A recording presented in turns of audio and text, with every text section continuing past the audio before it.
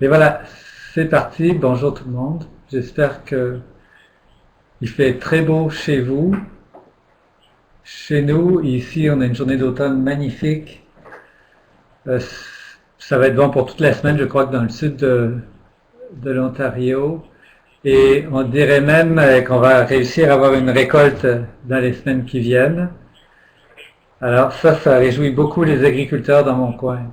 On va parler d'agri-promotion aujourd'hui.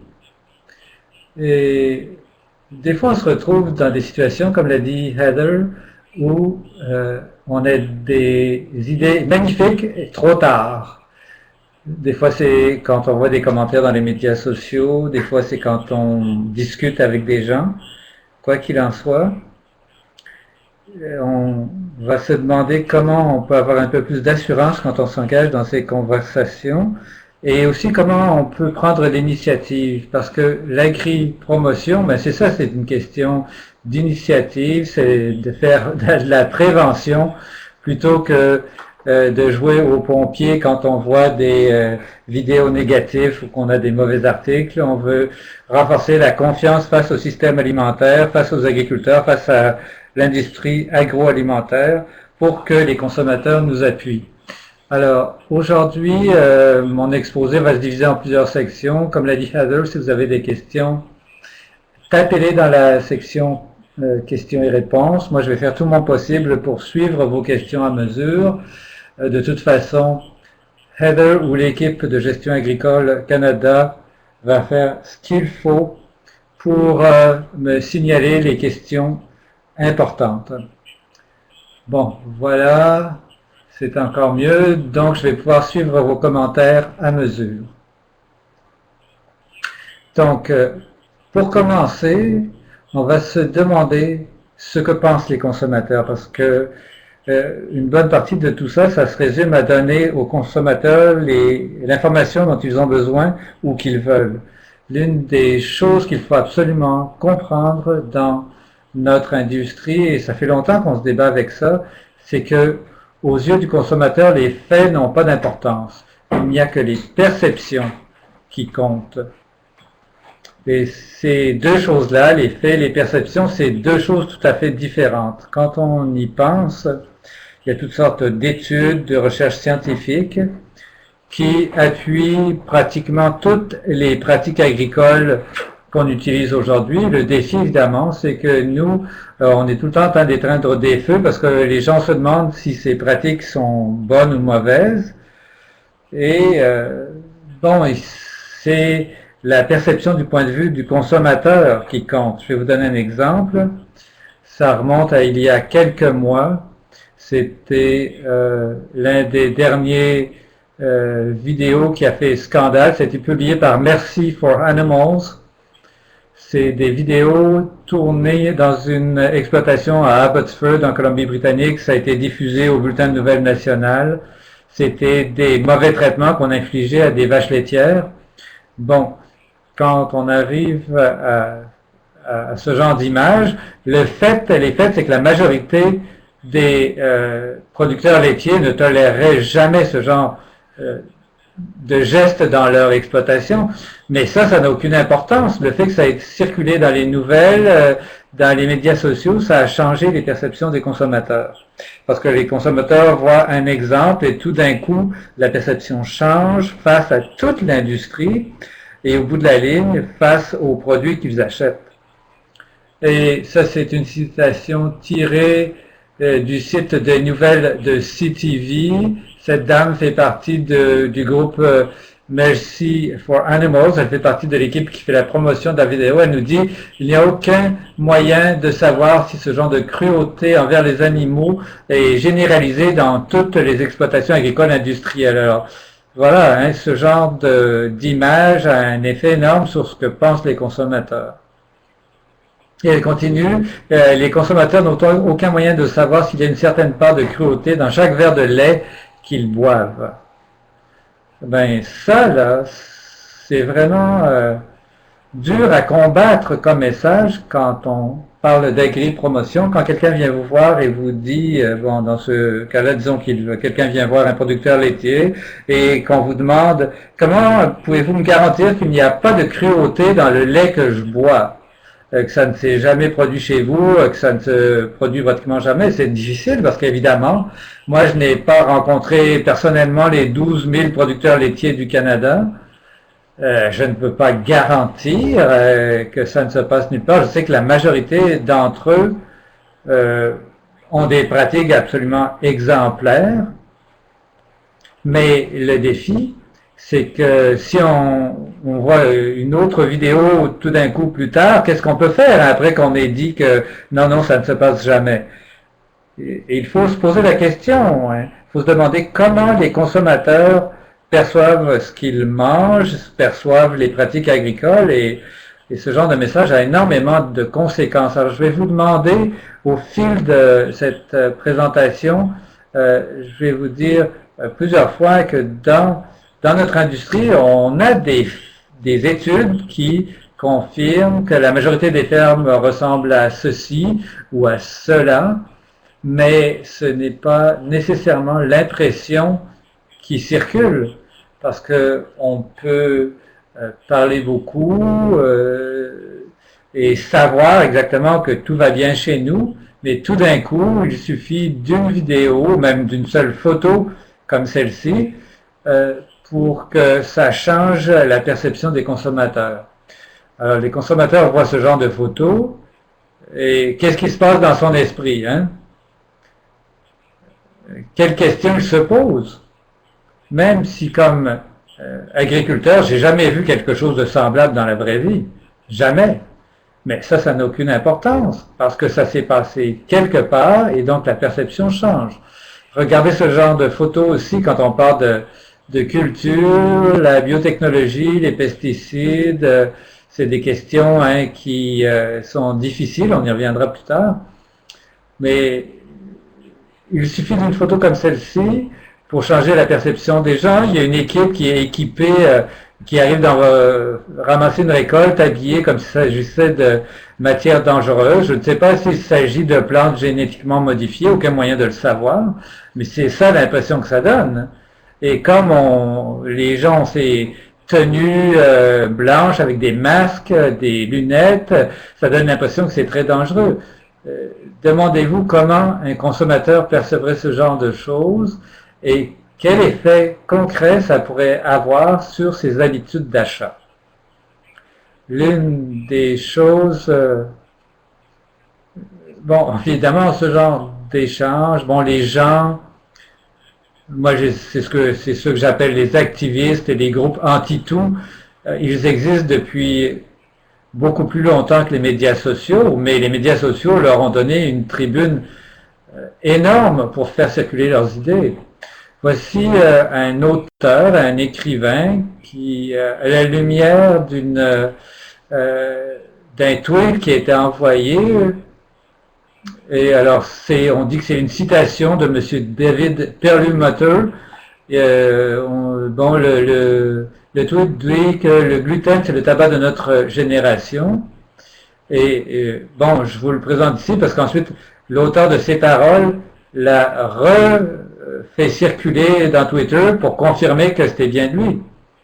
Donc, il y a des gens qui peuvent, bon, en faisant circuler des idées comme ça, par de simples comparaisons, bon, le gluten, pour la plupart des gens, les gens ne savent même pas ce que c'est d'abord. Si vous ouvriez une fenêtre sur Google, et j'ai tapé « qu'est-ce que ?» il y a environ 5 résultats qui ressortent. Donc, quel est mon IP? C'est la question la plus populaire qui ressort. Qu'est-ce que ALS? Et ainsi de suite. Et ensuite, qu'est-ce que le gluten? C'est la quatrième question qui est posée. Il y a toute cette mode de la nourriture sans gluten, ça circule énormément sur Internet. Si vous cherchez de l'information, bon, c'est la question que vous posez, ce qui est très bien parce que ça vaut la peine de se renseigner sur Internet. Mais si vous tapez « qu'est-ce que le gluten ?» Google ne peut pas déterminer la différence entre un fait et une invention. Donc, quand on tape qu'est-ce que le gluten, je suis tombé sur 6 raisons pour lesquelles il ne faut pas manger de gluten. Évidemment, on est toujours attiré par ce genre de titre. Hein. Pourquoi est-ce que c'est mauvais? Bien, c'est sûr, il vaut mieux vérifier hein, pour voir si oui ou non c'est dangereux. Les autres restants, et bon, pourquoi est-ce que le gluten c'est mauvais? Il y avait des bons résultats aussi, mais il n'y a aucun moyen de savoir hein, pour monsieur et madame tout le monde de quoi il s'agit et ce qui est vrai.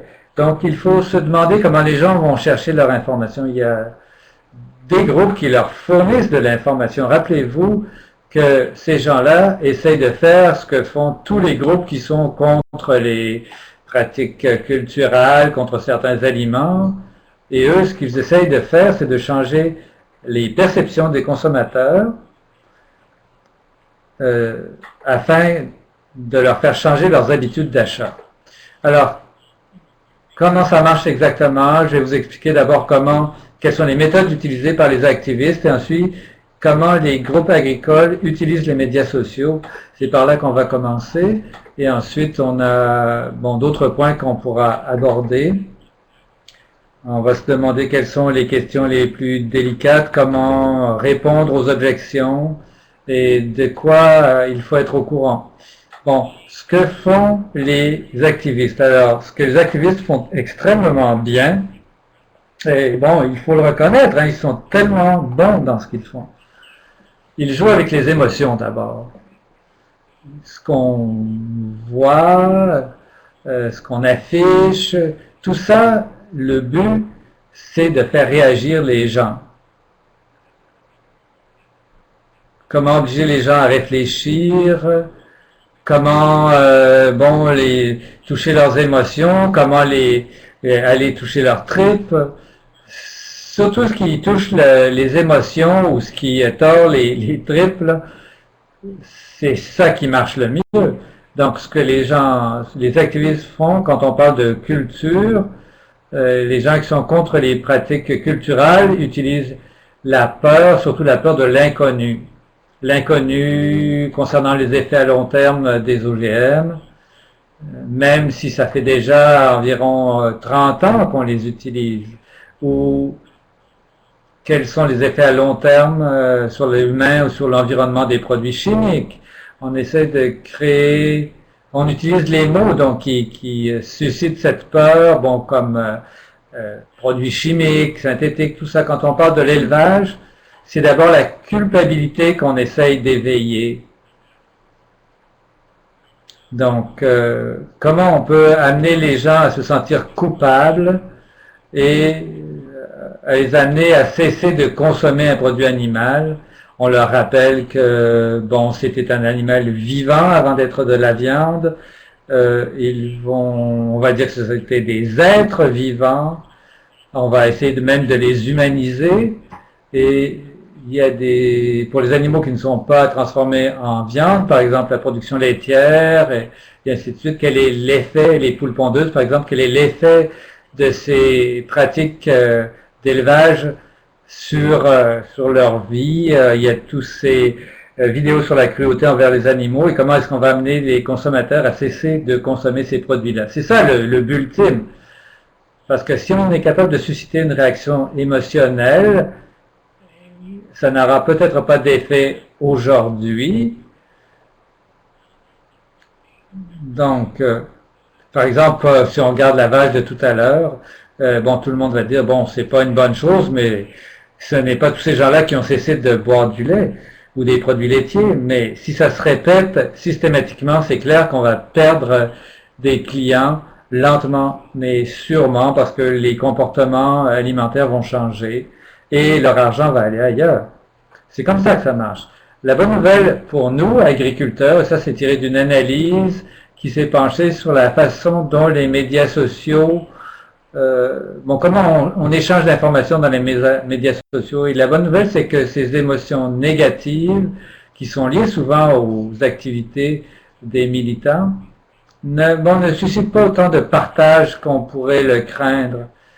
On a l'impression que ça va circuler partout, mais pas tant que ça finalement. La bonne nouvelle, c'est que quand on commence à parler de notre message à nous, un message constructif au sujet de l'agriculture, les bienfaits de ce que nous faisons comme agriculteurs, fermes, familles d'agriculteurs, comme industrie agricole, eh bien, les gens sont ont beaucoup plus tendance à aimer et à partager le contenu qui suscite l'admiration, le rire, l'amusement, la joie. Donc, les émotions positives. Donc, une chose dont je vais parler beaucoup aujourd'hui, c'est de veiller à ce que notre message soit constructif. Je crois que c'est une chose que nous pouvons faire et qui aura vraiment de l'effet pour que les gens sachent qu'il y a une différence entre un débat et une conversation. Nous, on est ouvert au dialogue, pas aux condamnations réciproques, là, comme le font les activistes. Nous, on veut avoir des échanges constructifs et donner aux consommateurs l'information qu'ils veulent. Et pour moi, c'est ça qui nous permet d'être optimistes. Quand on regarde les groupes agricoles qui utilisent les médias sociaux, je n'ai pas mis les photos dans mon exposé, mais les liens sont là si vous voulez jeter un coup d'œil. Ça, ce sont mes sites favoris du côté des médias sociaux. D'abord dans Facebook. Moi, un des sites que je suis beaucoup, c'est un site des producteurs laitiers du Canada. Et à ma connaissance, et jusqu'ici, il n'y a personne qui m'a prouvé le contraire, c'est que de tous les sites administrés par des associations d'agriculteurs, c'est le site Facebook le plus populaire. Donc, ce que ça signifie, pour moi, c'est qu'il y a le plus de mentions « j'aime » sur Facebook. La plupart des gens ont dit oui, ils veulent recevoir de l'information des producteurs laitiers. Je crois qu'ils ont eu quelque chose comme 43 000 j'aime, ce qui est un chiffre extraordinaire hein, quand on pense à la promotion agricole. Pourquoi est-ce qu'ils connaissent un tel succès? Eh bien, je crois que c'est parce qu'ils ont des messages positifs. Ça, c'est les messages qu'ils diffusent. Et aussi, bon, dans les commentaires, les activistes, les condamnent, ils disent c'est horrible, ça devrait changer, vous ne devriez pas faire ça, et ainsi de suite. Et les gens des producteurs laitiers ne s'engagent pas dans un débat, ils ne se disputent pas avec eux, ils restent positifs et ils savent quand mettre fin au débat, quand c'est devenu, quand ça tourne en rond. Dans les médias sociaux, il arrive un moment où il est préférable de mettre fin à l'échange.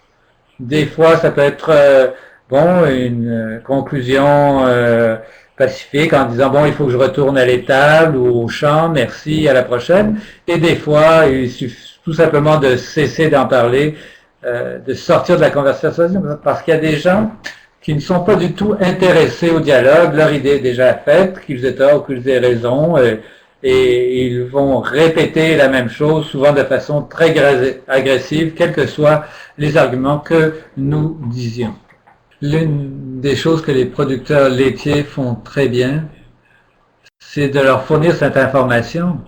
Dans bien des cas, bon, il y a des recettes par exemple, les gens veulent de bonnes recettes qu'ils peuvent utiliser chez eux. Quand on regarde dans la page, les gens veulent quelque chose de rapide, de facile à préparer, des plats qu'on peut cuire en quelques minutes et ensuite ils peuvent aller faire ce qu'ils ont à faire. Donc ça, c'est le genre de choses qu'il y a.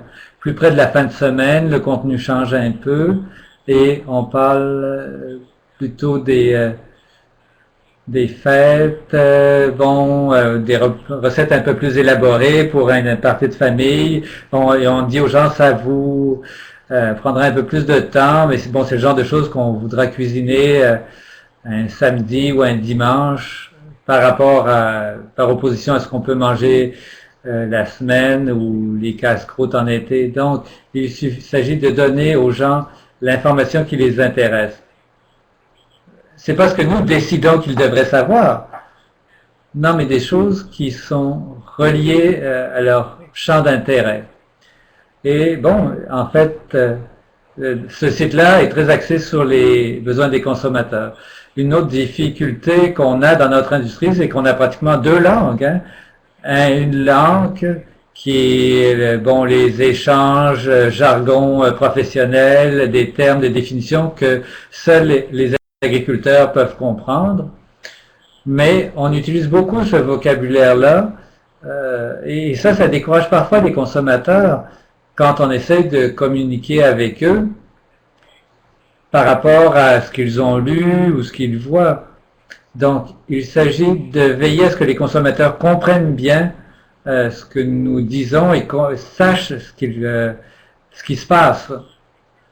Pour passer maintenant à Twitter, un site qui est assez facile à utiliser. C'est eux qui d'ailleurs qui organisent cet exposé, c'est Agriculture plus que jamais. Alors, ils ont 7000 membres ou quelque chose comme ça, c'est énorme. Et eux, ils ont des échanges dans les médias sociaux. Quand les gens échangent avec eux, ils le relaient à d'autres gens. On n'utilise pas non seulement son propre contenu, mais on peut faire circuler ce qu'on a trouvé ailleurs. Si ça vous intéresse vous, si vous vous êtes dit « Ah, c'est super, quel bon article, quel beau message, quelle belle image », il y a d'autres gens, probablement, qui aimeront ça aussi. Donc, c'est important et Agriculture, plus que jamais, est très bon comme ça pour relayer de l'information. Et quand les gens posent des questions, fournissez des réponses chaque fois que c'est possible. L'autre chose qui est très efficace avec les médias sociaux, il ne faut pas l'oublier, c'est du côté des images et des vidéos. Il y a toutes sortes de recherches qui le confirment. C'est que, bon, il y a des messages qui sont uniquement des textes, des messages qui incluent des photos, des vidéos, de l'audio dans certains cas. Alors, les contenus multimédia sont ceux qui seront partagés le plus. Ça, c'est bon, les gens réagissent mieux aux images et aux vidéos qu'aux simples textes. Et une autre chose qu'on note beaucoup chez Agriculture plus que jamais, c'est toujours ça j'y reviens tout le temps, c'est qu'ils sont très constructifs. Il y a Instagram aussi, qui est l'un des nouveaux médias sociaux. C'est plus récent que Facebook en tout cas, mais que Twitter aussi. Alors, cet agriculteur vient de la Colombie-Britannique, M. Hall,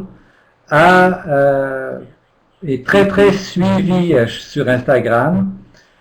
La dernière fois que j'ai vérifié, je crois qu'il avait 91 000 personnes abonnées et il affiche seulement des images concernant sa ferme. Il a des céréales, il a des moutons, des vaches, des chiens de berger. Alors, et il a aussi des paysages magnifiques. Et en fait, et aussi, une des clés de son succès, c'est que, bon, les photos sont de bonne qualité, mais aussi, il ajoute de nouvelles photos au moins 1 ou 2 fois par jour, ce qui est très important dans les médias sociaux. Plutôt que de faire un message 1 ou 2 fois par mois, et il y a aussi des explications, c'est utile, parce que on éduque les consommateurs sans qu'ils s'en rendent compte. Ils sont attirés à la photo parce que c'est une très belle photo, mais ensuite ils vont aussi apprendre quelque chose autour du fait que la récolte s'approche, par exemple. Et il y a aussi, c'est difficile à définir, mais ce sont des images très réelles, peut-être parce que c'est le point de vue du fermier, alors que souvent on voit des images. Bon, en tout cas, je vous encourage à aller sur Instagram pour voir ce qu'il propose. Donc, et faites comme lui, les choses que vous voyez autour de vous ont probablement plus de sens que vous ne le pensez. Moi, je m'en suis rendu compte depuis environ 1 an ou 2. C'est que nous, on connaît les moments de la journée les plus beaux, les saisons les plus belles parce qu'on vit dehors, alors pourquoi ne pas le partager? Ça ne prend que quelques minutes pour s'asseoir et prendre une photo, ensuite l'afficher sur la plateforme de votre choix. Et ce monsieur, Benjamin Hall, le fait très très bien. L'autre chose qu'on peut faire, c'est utiliser des blogs. Tous dans ces médias sociaux, l'une des faiblesses, c'est que c'est très court, hein? C'est une image, une phrase. On ne peut pas vraiment entrer dans les détails. Ici, Dinner Starts Here, c'est un groupe de jeunes de la relève agricole qui ont lancé ça. Si vous allez sur cette page, et j'en fais partie, on a des problèmes techniques en ce moment du côté de l'administration du site, mais on veut que le projet dure le plus longtemps possible. Et nous, ce qu'on essaie de faire, c'est de rester constructif, toujours. On utilise des termes très simples, on essaie de rester le plus simple possible, tout en allant un peu plus loin en profondeur. Donc, quand le consommateur demande « que mange une poule », c'est très difficile à expliquer dans un gazouillis sur Twitter. On peut quand même fournir de l'information vulgarisée, mais de façon plus efficace dans ce genre de plateforme. Dans les blogs serait une bonne solution pour donner des exemples. Mais le plus essentiel, c'est de rester positif. Vous allez trouver que je me répète, peut-être que vous êtes déjà tanné de m'entendre radoter ça, mais c'est essentiel. En tant qu'agriculteur,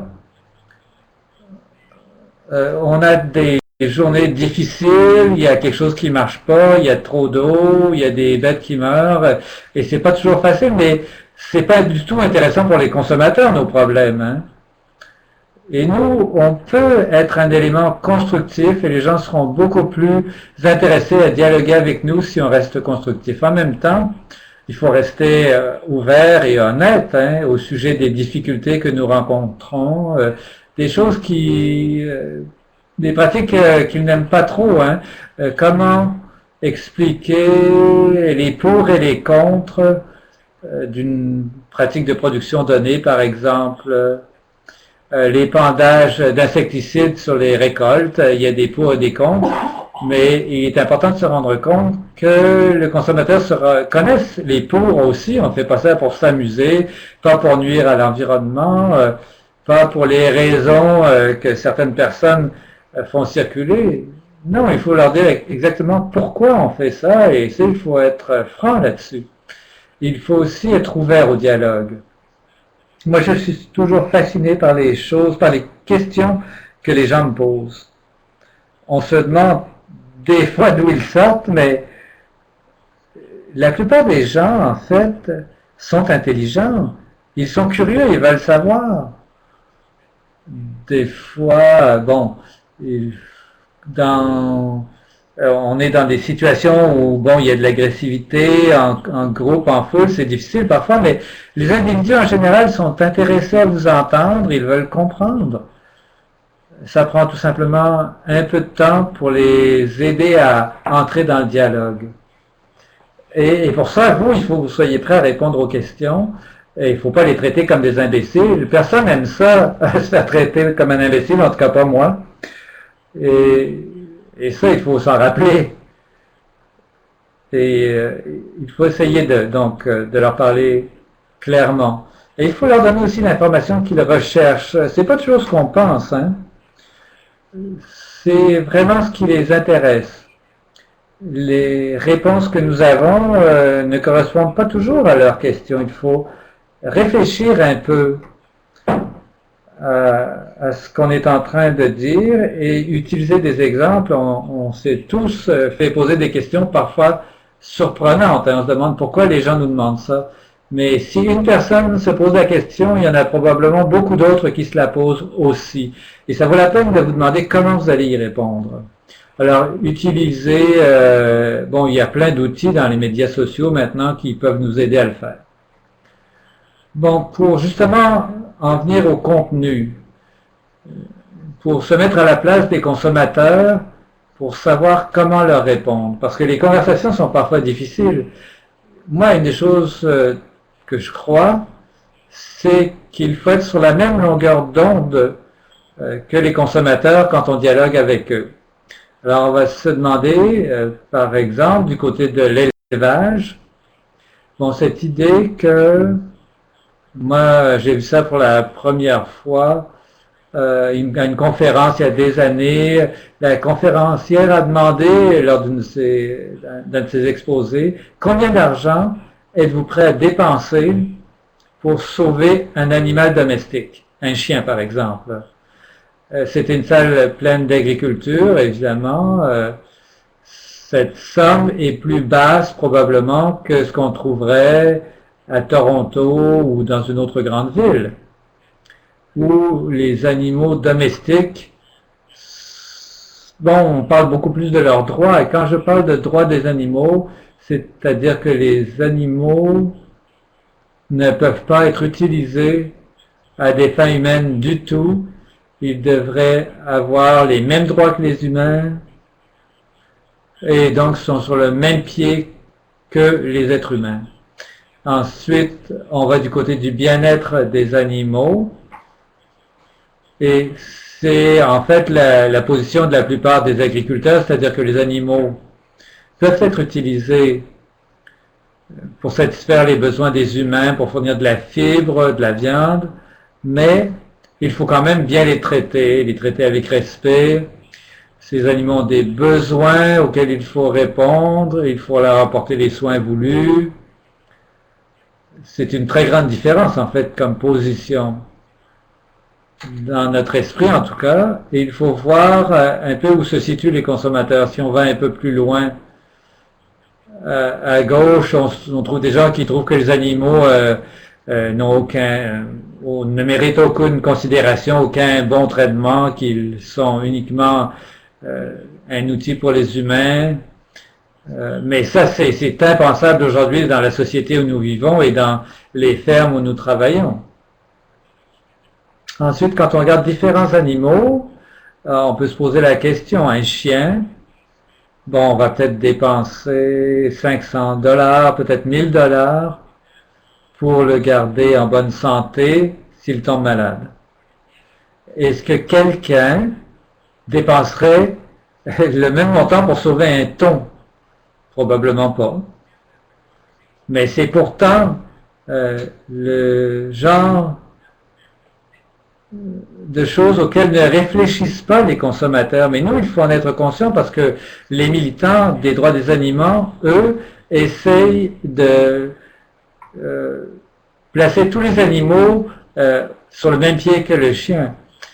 Et il faut que nos dialogues avec les consommateurs amènent les consommateurs du côté du bien-être des animaux plutôt que des droits des animaux. Alors, quand on regarde une photo comme celle-ci, hein, à quoi vous pensez? On ne voit pas beaucoup le porc, probablement tout va bien là. Ce porc se fait transporter dans un camion, en remorque. Du point de vue d'un agriculteur, bon, c'est peut-être pas une très bonne idée d'afficher cette photo pour parler de la perception du consommateur, parce que ici, quels mots viennent à l'esprit quand on voit cette image-là? Moi, dans mon esprit, bon, c'est sombre, on pense à la solitude, manque de lumière, manque de place, parce que la plupart des gens ne savent pas à quoi ressemble un camion de transport pour les animaux, alors que si on voit plutôt l'image suivante, alors vaut-il mieux commencer avec le gros plan du port ou bien le plan reculé où on voit tout le camion?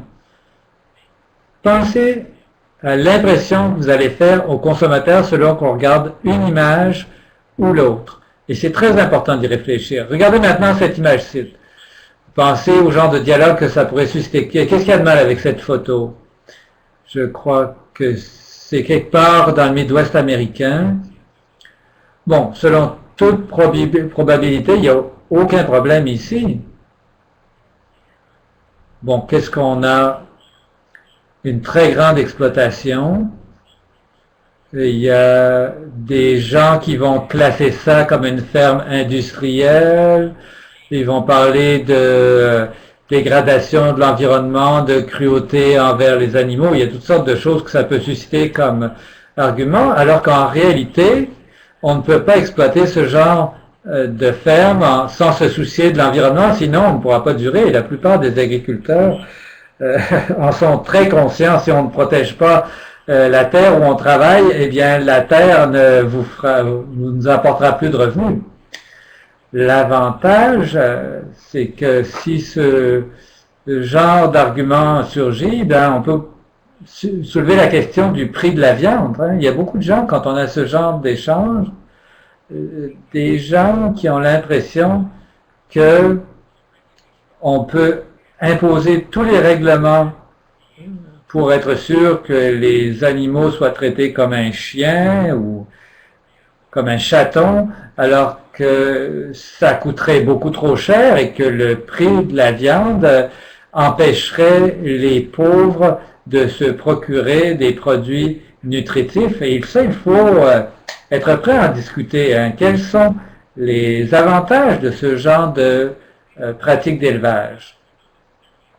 Bon, moi, je ne suis pas nécessairement en faveur de discuter de ce que pense, de dire ce que pense l'agriculteur qui exploite cette ferme-là, mais ce que vous pouvez dire, vous, ce que vous faites chez vous, à quel point c'est important pour vous de protéger l'environnement, à quel point c'est important pour vous de bien vous occuper des animaux, parce que n'importe quel éleveur sait qu'un animal heureux et en santé est plus rentable.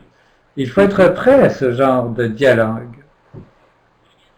Bon, d'autres exemples maintenant, parce que il y a toujours des gens qui vont essayer de polariser le débat.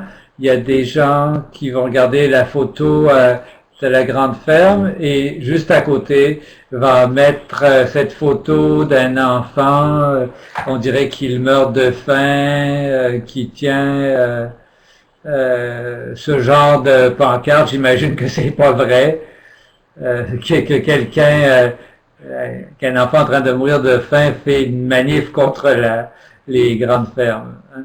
Mais nous, on sait tous que pour nourrir le monde, c'est un défi extrêmement complexe. Il faut amener les gens vers la réalité et les écarter de cette discussion sur le bien et le mal. Et bon, il faut toujours rester constructif, parler des bons côtés, pour combler le fossé hein, certaines personnes veulent creuser. Mais moi, j'ai toujours un avertissement à donner, c'est que le simple fait que vous pensez qu'il faut afficher une photo ou un commentaire sur les médias sociaux, c'est pas toujours une bonne idée. Hein. Il faut se rendre compte que quand on affiche quelque chose sur l'Internet, qu'il s'agisse d'une photo, d'un message, eh bien, ça sera très difficile si vous suscitez une réaction négative. Alors, avant d'afficher quoi que ce soit sur Internet en matière d'agri-promotion, ou d'ailleurs dans n'importe quel domaine, prenez une pause avant d'appuyer sur Enter ou tweeter. Attendez 5 ou 10 secondes et demandez-vous quelle perception ça risque de susciter. Est-ce que ça sera favorable? Comment est-ce que les gens vont comprendre ça? Comment est-ce qu'ils vont réagir? Qu'est-ce qui va se passer si vous affichez ce message? Et très souvent, j'affiche quelque chose. En tout cas, je tape quelque chose, et ensuite je m'arrête, je me dis, oh, la façon dont c'est formulé, ça risque de créer une mauvaise perception. C'est un petit peu, est-ce que c'est sarcastique ou... Alors, j'attends un petit peu, je me dis, je vais y repenser pour être sûr que la formulation et que le ton soit correct. Et c'est très, très important de s'en souvenir. Bon, il y a toujours les médias sociaux, on pourra y revenir tout à l'heure, mais il y a d'autres façons d'avoir ce dialogue dont je parle. Moi, enfin, on a tous été dans des classes, dans des auditoriums, des endroits où il y a des rassemblements, où il y a quelqu'un au micro qui dit quelque chose qui n'est pas tout à fait vrai. Moi, j'étais à plusieurs séances de formation, de foires, de conférences. J'ai parlé à beaucoup d'élèves agriculteurs pour leur expliquer comment avoir ce dialogue constructif. Et une des choses qui m'a frappé, c'est que les gens entendent beaucoup parler d'agriculture dans les classes de géographie. Et bon, on étudie le sol, et tout d'un coup on parle de dégradation des sols. Mais il y a certains enseignants, dans certaines circonstances, disaient des choses qui n'étaient pas vraies. Et en tout cas, j'ai beaucoup entendu parler d'enseignants qui parlaient de nourriture et tout ça. Alors nous, comment est-ce qu'on peut avoir une influence sur ces dialogues? Si on pense que ce n'est pas vrai, est-ce qu'on va juste sortir de la salle et ensuite on va dire, bon, moi je ne reverrai jamais cette personne-là, qu'est-ce que ça peut me faire? Mais qu'est-ce que ça donne si on réagit comme ça? Parce que cette personne-là va probablement continuer à répéter et à faire circuler ses idées fausses. Pourquoi? Je ne vous dis pas d'interrompre la personne ou de lui crier quelque chose, non. Mais quand vous avez l'occasion de le faire, levez-vous et dites, bon, moi ça m'inquiète un peu d'entendre ça, ou j'ai une opinion différente, formulez ça comme vous voulez. Au sujet de ce que je viens d'entendre, voici mon expérience. Venez voir des photos, venez m'en parler, venez dans mon exploitation pour découvrir comment ça marche vraiment. En tout cas, invitez les gens à voir l'autre côté de la médaille qu'on vient de leur présenter. C'est important aussi d'y penser. Ça ne se résume pas à afficher quelque chose, mais vraiment à participer à un véritable dialogue quand on entend quelque chose qui n'est pas juste. Ici, cette dame a décidé de faire du bénévolat pour une organisation qui fait de l'éducation agricole. Si vous avez peut-être l'occasion d'aller à une foire agricole ou à n'importe quelle occasion, et peut-être des fois il suffit, vous n'avez pas de programme de sensibilisation à l'agriculture dans les foires, et tu pourrais dire, bon, on pourrait rassembler des animaux et on pourrait inviter les enfants à découvrir différents éléments de la production agricole. Alors, je pourrais entrer dans des explications comme ça. Et bon, si ça ne vous convient pas, ça va, mais si vous aimez ça, pensez-y. L'un des groupes locaux d'éleveurs de bovins, chaque année, a un kiosque au Home and Garden Show.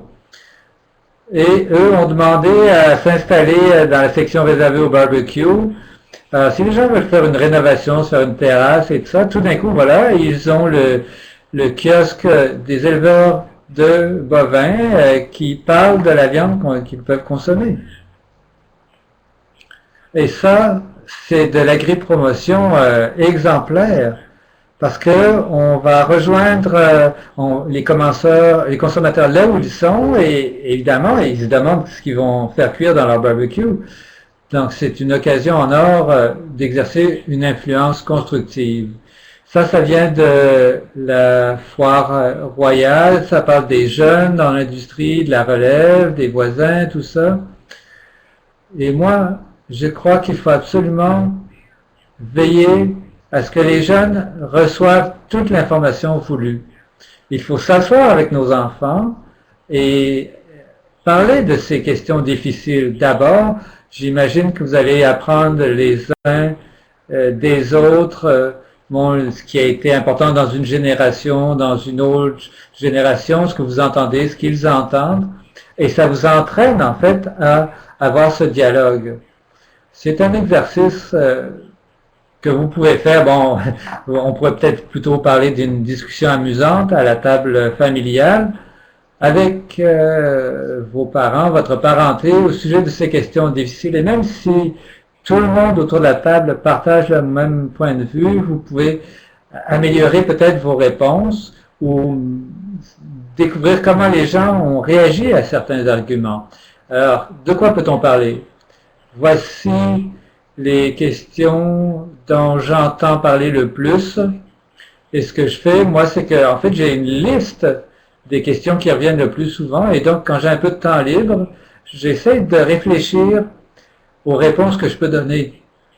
L'écornage, par exemple, ça revient souvent dans l'industrie laitière, dans l'industrie du bœuf. Bon, les vaches nourries au maïs, aux céréales, les animaux confinés à l'intérieur par rapport à la stabulation libre, l'utilisation des antibiotiques, les hormones pour le lait ou la viande. Euh, Qu'est-ce que c'est que les OMG, les pesticides, les stalles pour les truies, les cages de ponte? Quelles sont les questions qui vous ont été posées à vous? Quelle réponse pouvez-vous y donner? Quand on a commencé, hein, on a dit, on a toujours une très bonne réponse trop tard, quand c'est trop tard.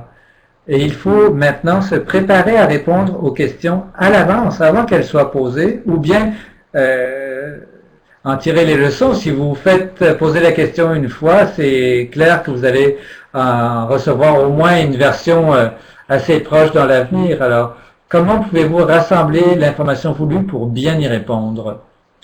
Souvent, ça vient de votre expérience personnelle et il faut que ça soit comme ça. Il ne faut pas commencer à parler au nom des productions que vous ne connaissez pas, parce que vous risquez de vous faire piéger si votre information n'est pas tout à fait correcte. Donc, il faut vraiment être bien préparé.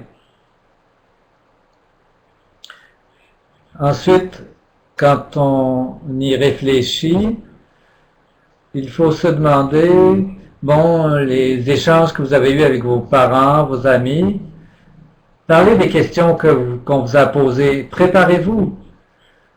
Peut-être que vous avez beaucoup de temps sur le tracteur, peut-être que vous roulez beaucoup pour faire de la vente ou de la prospection, vous avez un peu de temps libre, eh bien, échangez avec les gens que vous côtoyez ou même réfléchissez dans votre tête aux réponses que vous pourriez donner aux questions.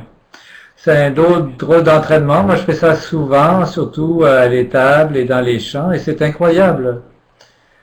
Euh, Tout ce qu'on peut découvrir, on peut même réfléchir au choix des mots. Il faut comprendre que certains mots qu'on utilise vont susciter certaines réactions. Quels sont les adjectifs qu'on peut utiliser? Comment rester constructif? Et aussi, quelle est votre solution si la conversation tourne mal? Parce que tôt ou tard, ça va arriver, vous allez parler à quelqu'un qui n'est pas intéressé à avoir un dialogue. Donc, ce qu'il faut faire, c'est se préparer à une stratégie pour mettre fin à la conversation.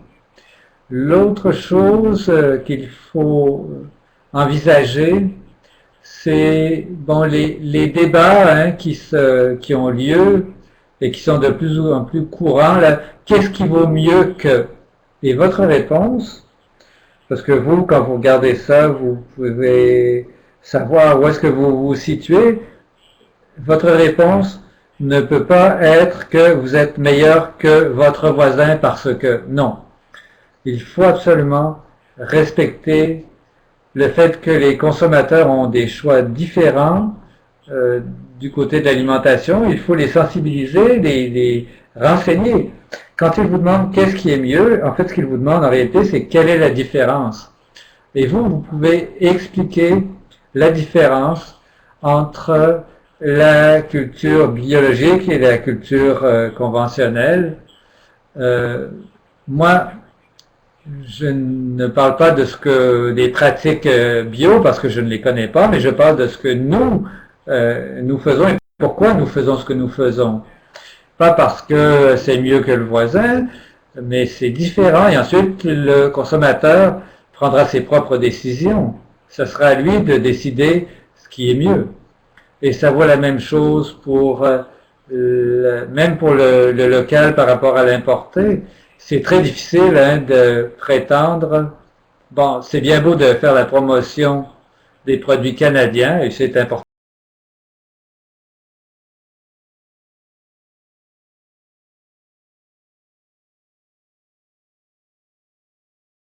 Ce produit californien peut être un excellent produit il est différent. Alors parlons des avantages de l'achat local et ainsi de suite.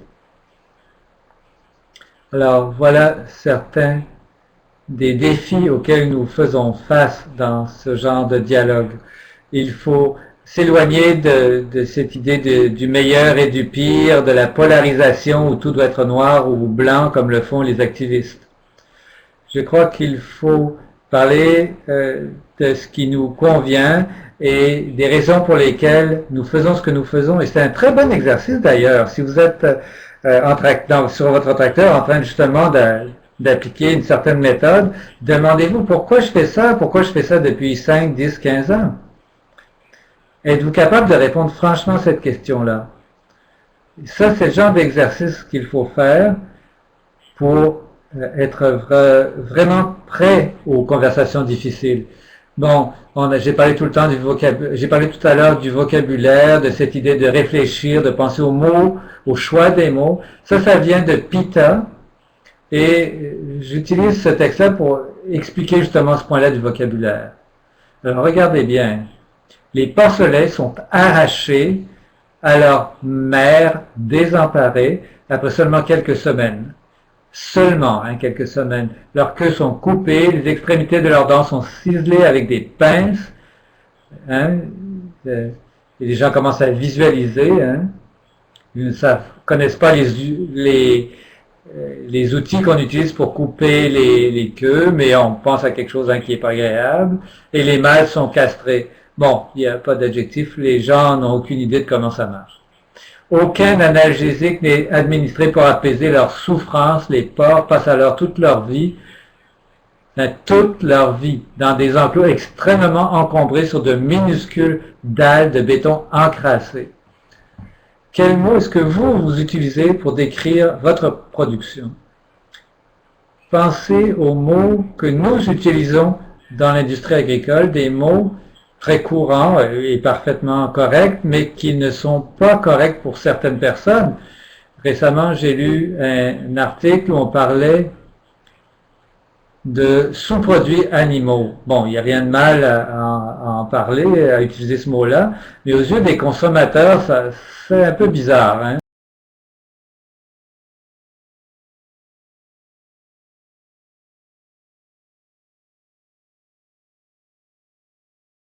Par les consommateurs. Donc, quand on commence à parler au choix des mots, demandez-vous si vous pouvez utiliser d'autres mots pour expliquer comment un porcelet est séparé de sa mère, comment un veau est séparé de la vache. Même des mots qu'on utilise quand on pulvérise un pesticide, dans quel que soit le mot que vous utilisez, comment pouvez-vous dire la même chose, mais de façon à ce que le consommateur en ait une image constructive? Parce qu'évidemment, les militants anti-agricoles utilisent des mots toujours péjoratifs.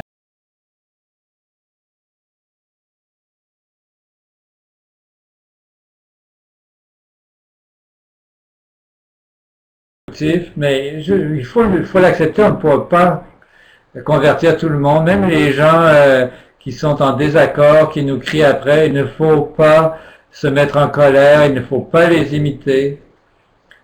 Il faut vraiment avoir la couenne dure, hein, quand on fait de l'agri-promotion, se rendre compte que ce que eux considèrent comme une attaque personnelle, il ne faut pas que ce soit reçu par vous comme une attaque personnelle, parce que vous le savez, et ça fait des générations probablement que votre famille le sait, ce qu'il faut pour bien cultiver, pour bien élever des animaux.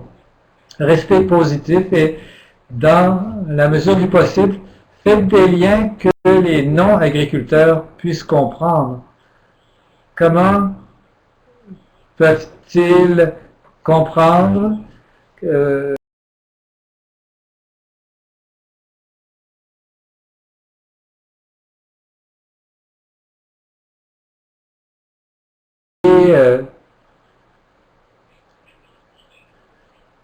ils ne peuvent pas comprendre un Alex avec une perche de 90 pieds, avec un John Deere ou un truc comme ça. Non, ça, ils comprendront rien.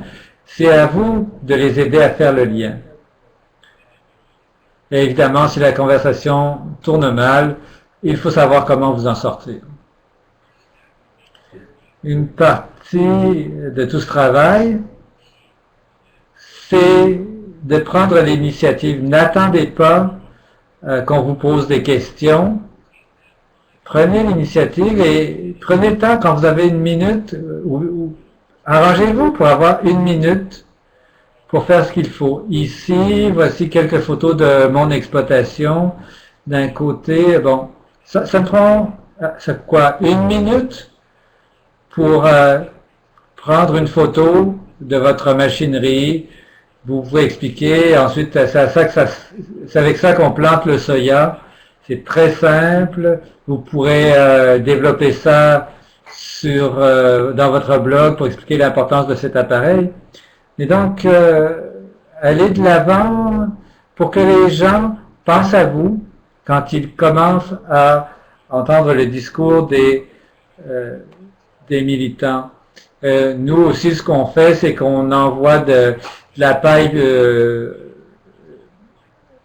pour faire de la litière. On reste là et on attend, hein, et donc on n'a pas d'excuses comme quoi on n'avait pas le temps pour prendre une photo. Profitez-en, pensez-y. Vous êtes peut-être en train de débarquer du grain à l'élévateur. Vous pouvez expliquer que bon, le produit est sorti d'entre vos mains et va traverser telle étape avant de se rendre jusqu'au consommateur. Faites le lien entre votre travail et ce qu'il mange. Utilisez votre famille, prenez votre exemple aussi. Voici quelques jeunes agriculteurs dans leur élément, chez eux.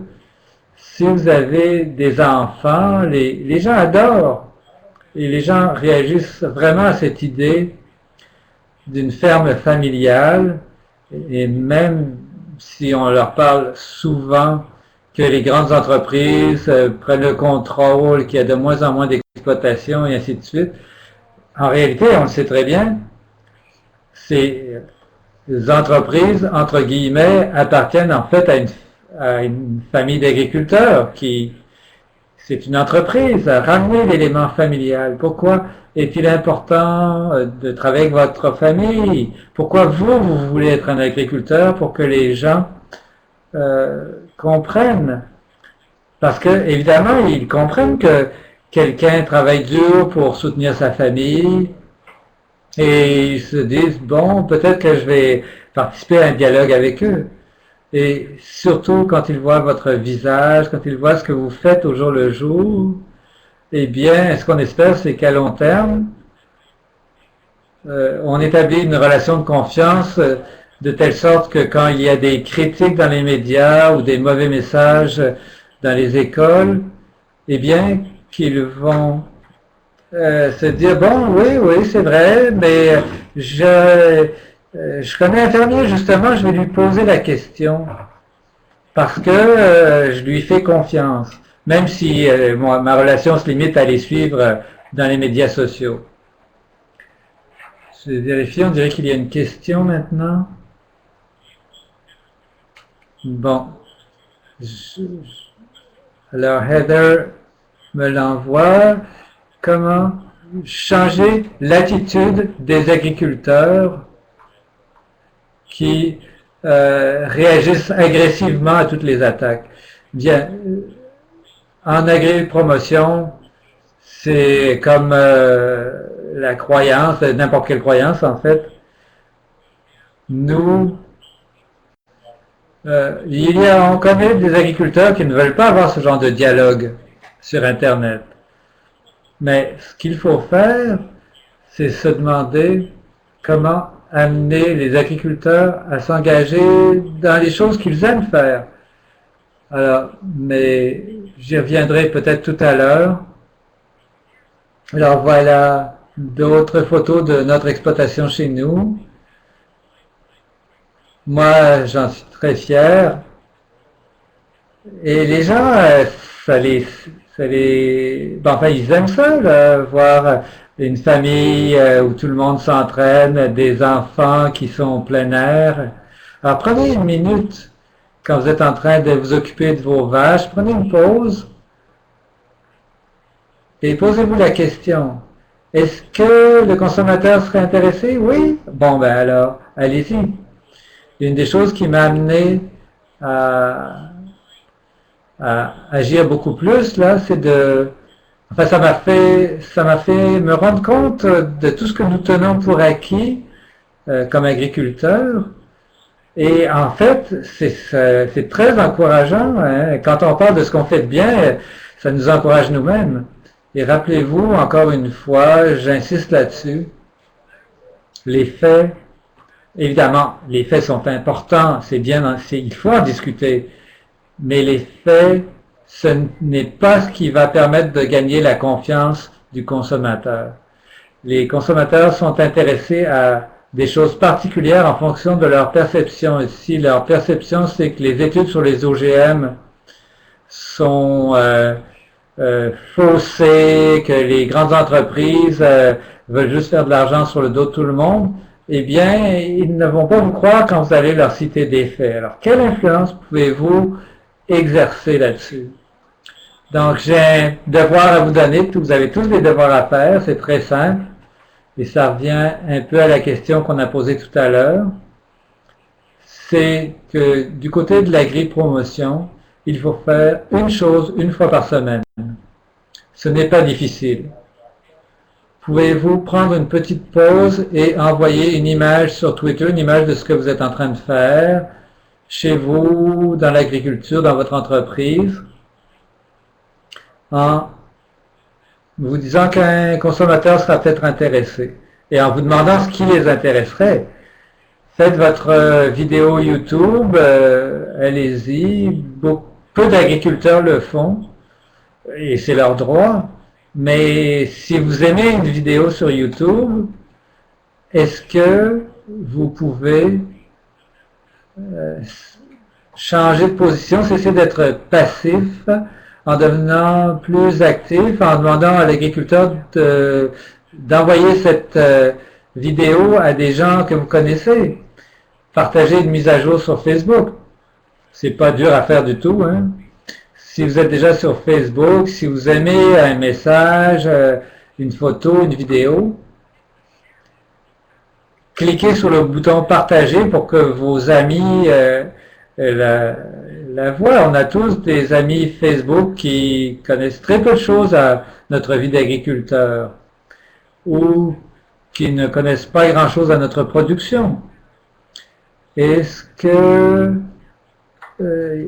bon, c'est pas grand-chose, un article, n'importe quoi, partagez-le, ça pourrait les intéresser. Et pour moi, c'est comme ça qu'on commence à devenir actif dans l'agri-promotion. Donc, la meilleure réponse à la question de Margarita, c'est comment rendre ça le plus facile possible pour que les agriculteurs se sentent à l'aise de le faire. Peut-être que vous voyez un article dans le journal avec lequel vous n'êtes pas d'accord, ou au contraire que vous voulez appuyer. C'est la même chose. Hein? Si vous voyez un article qui vous plaît, écrivez une lettre au rédacteur pour l'appuyer, ou si vous ne l'aimez pas, présentez de l'information pour contrer un article qui est trompeur. Si vous vous demandez comment bien faire ça, il y a toutes sortes de ressources qui existent pour vous aider à bien rédiger une lettre au rédacteur et faire en sorte qu'elle soit publiée. Pouvez-vous appeler à une école? Je vous ai montré la photo de cet auditorium. Hein? C'est un professeur qui s'adresse à un auditoire universitaire. Peut-être appeler votre école secondaire locale. Dites-leur, je suis agriculteur. Je sais que dans certaines classes, par exemple, les études familiales, quand on parle d'alimentation, la géographie, quand on parle des sols, il y a différents sujets hein, qui sont abordés et qui ont un lien avec l'agriculture. Et moi, je suis prêt à venir vous en parler aux enfants ou parler aux professeurs ou servir de ressources pédagogiques ou de ressources pour l'école. Si vous avez une question en tant que professeur, eh bien, appelez-moi. Et peut-être aussi que ça peut se résumer à écrire un chèque. Si vous n'aimez pas communiquer, aidez d'autres gens à le faire. Il suffit d'un peu d'argent, pas grand-chose, de la part de quelques agriculteurs qui ne veulent pas le faire eux-mêmes pour soutenir des organisations qui sont prêtes à le faire et qui sont bien équipées pour le faire. Et enfin, une des choses que moi j'aime faire, c'est de parler à un inconnu. Pas d'aller parler à n'importe qui sur le trottoir en disant aux gens une seconde, j'aimerais vous parler. Non, non, c'est un peu difficile, mais si vous êtes en avion, vous avez 4 heures à tuer, pourquoi ne pas parler pendant 10 ou 15 minutes avec votre voisin, parler de vous, et ça peut mener une discussion sur l'agriculture. Et rappelez-vous que les médias sociaux, et c'est vrai aussi pour les lettres aux journaux, pour les conférences publiques, tout ce qu'on dit, tout ce qu'on écrit, tout ce qu'on photographie, une fois que c'est publié, une fois que c'est dit, c'est difficile à retirer. Hein? Alors, posez-vous sérieusement la question et assurez-vous que ça va marcher. Sachez quel mot vous allez employer. Préparez-vous à exercer une influence favorable sur la perception que les gens ont de l'agriculture. Et enfin, ça se résume souvent à une chose très simple, agir. Il n'y a rien là-dedans qui est difficile à faire. Il faut simplement prendre quelques minutes chaque jour ou chaque semaine. Et je suis sérieux, c'est quelques minutes à peine pour exercer une influence favorable sur l'agriculture. Ça sera extrêmement important pour tout le monde dans l'industrie, pas seulement les agriculteurs. Il faut aider les fournisseurs, et les industries, les représentants. Il faut que toute l'industrie embarque pour avoir ce dialogue et essayer d'être dynamique et de se préparer à ces conversations difficiles. Alors voilà, ça conclut le volet magistral de l'exposé. Je crois qu'on a quelques questions. Alors, si vous en avez, allez-y maintenant. Il y a une fenêtre qui vous permet de les poser et qui les communique. Alors, n'hésitez pas maintenant qu'on se prépare à conclure ce webinaire. Je tiens à vous remercier d'avoir pris le temps de m'écouter et de vous associer à Agriculture plus que jamais, aux présentations de Gestion Agricole Canada. Nous apprécions votre soutien.